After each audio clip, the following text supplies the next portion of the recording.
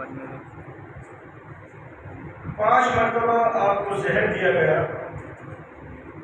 5ویں مرتبہ ایسا خطرناک زہر دیا گیا تھا کہ جس کی بنیاد پر آپ رضی اللہ تعالیٰ عنہ کو دار پانی سے رخصت ہونا۔ اسلام کے اندر بے شمار شہادتیں ہوئی ہیں اور ہر ایک شہادت اپنے اپنے اعتبار سے ایک مقام رکھتی ہے۔ اسلام کے لیے جس نے بھی اپنا خون بہایا، اللہ رب العزت کی رضا کے لیے جس نے بھی اپنے گھر بار کو قربان کیا، اس کے ذریعے سے ہر دور میں اسلام کو تقویت ملی۔ سب سے زیادہ ذکر امام حسین کی شہادت کا ہوتا ہے، اس لیے کہ امام حسین رضی اللہ تعالی عنہ اور دیگر شہدائے کربلا کی شہادت ایک انفرادی اور ایک الگ سے مقام اور مرتبے کی اہلیت رکھتی ہے۔ ایک وجہ تو یہ کہ یہاں پر شہید ہونے والے آقا صلی اللہ علیہ وسلم کے نواسے،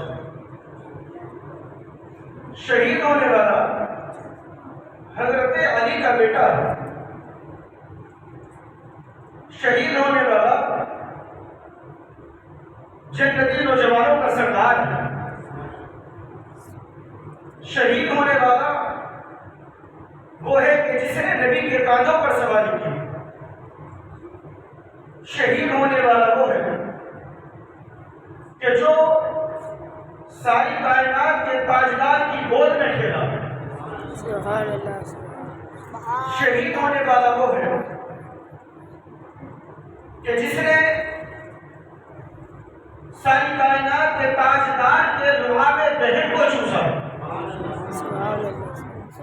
شہید ہونے والا وہ ہے کہ جس کی انگلی کو پکڑ کر نبیوں کا سردار چلا۔ سبحان اللہ۔ شہید ہونے والا وہ ہے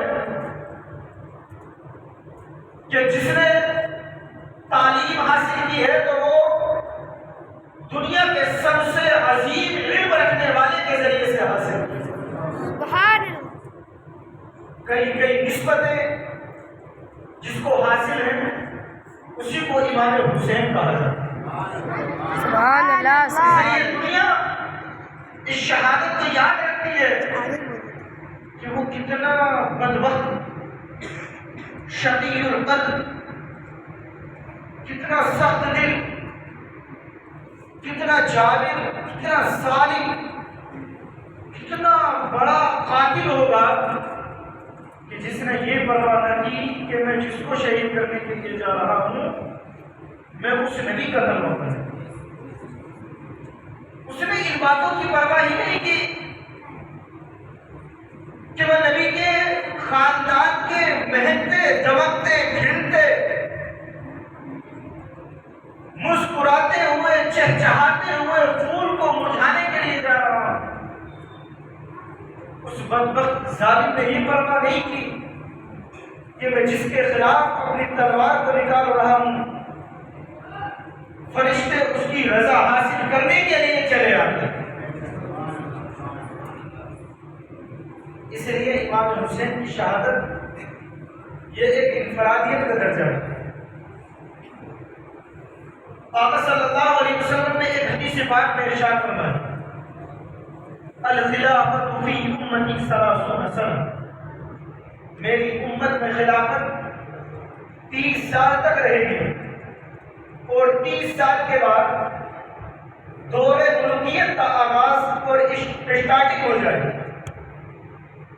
اور وہ ایسا دور ہوگا کہ جس دور میں مسلمانوں کی حکومت کی باغ دور، عیاش، اوباش، فاسق و فاجر، ظالم و جابر نوجوانوں کے ہاتھوں میں آ جائے۔ اللہ کے نبی نے ارشاد فرمایا 30 سال تک خلافت رہی۔ اس حدیث پاک کو جب ہم نے دیکھا، آقا صلی اللہ علیہ وسلم کے وصال کے بعد خلیفہ اول حضرت ابوبکر صدیق رضی اللہ تعالی عنہ 2 سال کچھ مہینے کچھ دن یہ خلیفہ رہے۔ حضرت ابوبکر صدیق کے بعد میں حضرت عمر فاروق کا دور ہے۔ حضرت عمر فاروق 10 سال 6 مہینے 4 دن اسلام کی خلافت اور اسلام کے تخت و تاج پر پائے۔ حضرت عمر کے بعد حضرت عثمان غنی کا دور ہے۔ اسلام کے تیسرے خلیفہ حضرت عثمان غنی 11 سال 11 مہینے 28 دن اسلام کے خلافت پر فائز رہے۔ حضرت عثمان غنی کے بعد حضرت علی کا دور آیا۔ حضرت علی رضی اللہ تعالی عنہ 4 سال کچھ مہینے یہ اسلام کی خلافت پر فائز ہے۔ حضرت علی کے دور میں ہی حضرت امیر معاویہ نے خلافت کا اعلان کیا۔ حضرت علی کے بعد آپ کے بڑے بیٹے حضرت امام حسن 6 مہینے اسلام کے تخت و تاج پر فائز رہے۔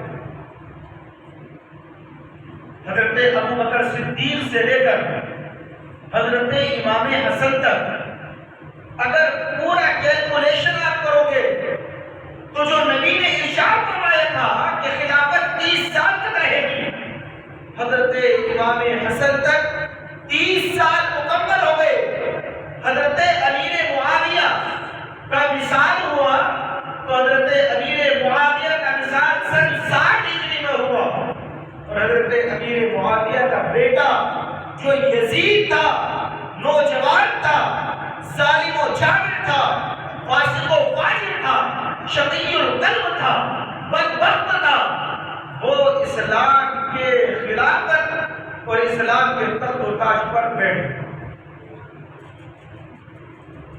اور حضرت ابو ہریرہ رضی اللہ تعالیٰ عنہ کہ جن سے بہت ساری حدیثیں روایت ہیں، ہمیشہ حضرت ابو ہریرہ ایک دعا مانگتے تھے، اللہم انی اعوذ بک من رأسک، اے اللہ میں پناہ مانگتا ہوں سن 60 ہجری کے اختتام سے۔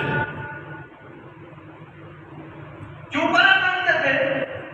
آپ اس لیے پناہ مانگتے تھے کہ جب سن 60 ہجری ختم ہوگی 30 سال مکمل ہو جائیں گے، اور نبی نے جو ارشاد فرمایا کہ 30 سال کے بعد اسلامی تخت و تاج یہ عیاش قسم کے نوجوانوں کے ہاتھوں میں آ جائے گا، تو وہ پناہ مانگتے تھے کہ کہیں ان کی نحوست کی بنیاد پر میرا ایمان ہوگا۔ سبحان اللہ۔ ہوا ہی غیب کا نبی کہ جو اللہ نے آپ کو غیب کا علم عطا فرمایا ہے کہ نبی جو فرما دے وہ ہوتا ہے، اس لیے اعلیٰ حضرت نے فرمایا اور کوئی غیب کیا تم سے میاں ہو بھلا جب نہ خدا ہی چھپا تم پہ کرو۔ سبحان اللہ۔ سبحان اللہ۔ یزید تخت پر بیٹھ گئے، سب سے پہلا کام اس کا پتہ کیا تھا؟ جب وہ کوفہ کے دارالحکومت، دوسرے لفظوں میں کہو کہ اسلامی پارلیمنٹ جو بنائی گئی تھی، جو نبی کے زمانے سے امام حسن تک عدل و انصاف کے ساتھ چلی تھی، اب اس پارلیمنٹ کی کرسی پر اور اس تخت و تاج پر جو یزید بیٹھا، اس کو سب سے پہلا جو ڈر اور خطرہ لاحق ہوا وہ یہ ہوا کہ کہیں ایسا نہ ہو کہ مدینے کے اندر علی کا بیٹا حسین یہ خلافت کا دعویٰ ہے۔ اس نے ایک خط لکھا، خط میں جو مدینے کا گورنر تھے ان کو خط لکھا کہ سب سے پہلے حسین ابن علی اور عبداللہ ابن عمر اور عبداللہ ابن زبیر ان سے میرے لیے بیعت ہو، کیونکہ اس کو یزید کو سب سے زیادہ جو خطرہ تھا وہ انہی تینوں سے تھا۔ تخت و تاج کی طلب یزید کو تھی، امام حسین کو نہیں تھی، میرے پیارے نبی کے صحابہ کو نہیں تھی۔ آپ صلی اللہ علیہ وسلم کے صحابہ اکرام کے بارے میں آرڈر دیا اس نے اور کہا کہ مجھے سب سے پہلا کام، جو گورنر ہوتا ہے نا، گورنر کو اس طرح سے ہم سمجھ سکتے ہیں جیسے ہندوستان کی حکومت ہے، ایک سینٹرل گورنمنٹ ہوتی ہے جو دلی کے اندر ہے اور ایک اسٹیٹ بائی اسٹیٹ گورنمنٹ ہوتی ہے۔ اسٹیٹ کے جو وہاں کا مکھیا ہوتا ہے اس کو سی ایم کہا جاتا ہے۔ ایسے ایک پارلیمنٹ اور ایک سینٹرل جو تھا وہ کوفہ تھا اور وہاں سے جو ہر ایک شہر اور ایک خطے کے الگ الگ گورنر ہوتے تھے، اس گورنر کو آرڈر دیا مدینہ شریف کے اندر جو تعینات تھا کہ ان تینوں سے سب سے پہلے میری خلافت کو قبول کرو۔ اسے ڈر تھا، اسے خوف تھا، اسے بے چینی تھی، اسے بے قراری تھی کہ کہیں ایسا نہ ہو کہ میرا تخت چھن جائے، کہیں ایسا نہ ہو کہ مجھے تخت سے اتار دیا جائے۔ اس نے مدینے کے گورنر جو آپ صلی اللہ علیہ وسلم کے گھر کے خاندان کے بڑے عاشق تھے اور فرمانبردار، انہوں نے اس خط کو حضرت امام حسین رضی اللہ تعالیٰ عنہ کے پاس بھیجا۔ اللہ اکبر کبیرہ، امام حسین اگر حکم فرماتے نا تو ساری سلطنت کا ایک ایک فرد امام حسین کے ساتھ میں بڑا ہوتا تھا۔ امام حسین اگر چاہتے تو مدینے کے اندر کوفہ، بصرہ، دمشق اور جتنا بھی عربی خطہ روئے زمین کا تھا، ایک آواز لگاتے سارے کے سارے اہل بیت اطہار کے چاہنے والے امام حسین کے قدموں میں نظر۔ لیکن بار امام حسین تیری شجاعت، تیری بہادری، تیرے صبر پر قربان جانا۔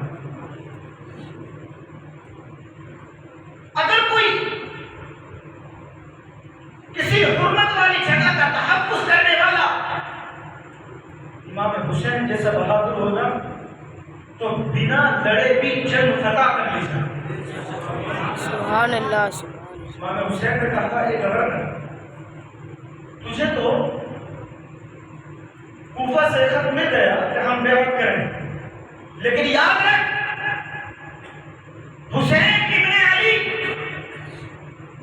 مرنا کو گوارا کر سکتا ہے، لیکن کسی ظالم جانب، کسی فاسق و فاجر کے ہاتھ پر بیعت ہرگز گوارا نہیں کر سکتا۔ امام حسین نے ایک پیغام دیا کہ اگر کیسا ہی وقت آ جائے، ظالم و جابر چاہے حکومت کیوں نہ اختیار کر لے، لیکن میرا چاہنے والا، حسینی کردار رکھنے والا، اللہ کا نیک بندہ، رسول پاک کا سچا غلام، یہ اکیلے بیٹھ کر اللہ کی عبادت کر لے گا، لیکن کسی ظالم کے ہاتھ میں اپنا ہاتھ نہیں، بہت درد کرنے لگا۔ ہاتھ نہیں دیا۔ امام حسین کے چاہنے والوں نے کہا اے حسین، اگر کہو تو اس گورنر کے خلاف ابھی ہم اٹھ کھڑے ہوں۔ امام حسین جواب دیتے ہیں، اے میرے حامیوں، میرے چاہنے والوں، اور 8 منٹ میں جس شہر کے اندر ہوں نا وہ شہر مجھے بڑا پیارا ہے۔ 10 منٹ۔ یہ مدینہ میرے نبی کا بسایا ہوا شہر ہے۔ سبحان اللہ، سبحان اللہ۔ آپ نے اپنے چاہنے والوں سے کہا اے میرے عاشقوں سنو، تم اگر چاہو نا تو اس گورنر اس حکومت کو ہلا کر رکھ دو، لیکن میں نہیں چاہتا کہ میرے نانا جان کے شہر کے اندر خون کا ایک قطرہ بھی کسی کا نہیں جاتا۔ امام حسین نے کہ نبی کے شہر کی حرمت، نبی کے شہر کا ادب اتنا کیا کہ جنگ کو منع کر دیا، لڑنے کو منع کر دیا کہ آقا صلی اللہ علیہ وسلم کے شہر کے اندر میں خون کا ایک قطرہ بھی دیکھنا نہیں چاہتا۔ لیکن اگر آپ وہاں رہتے تو ایسا ہو سکتا تھا کہ آپ کے چاہنے والے امام حسین کی محبت میں ان کا سامنا کرتے جو امام حسین سے زبردستی بیعت لے رہے۔ امام حسین رضی اللہ تعالیٰ اپنے نانا کی قبر پر جاتے ہیں، اپنے نانا کے مزار پر جاتے ہیں۔ لوگ کہتے ہیں نا مزار پر جانا شرک ہے، تو حسین بن علی اپنے نانا کے مزار پر جاتے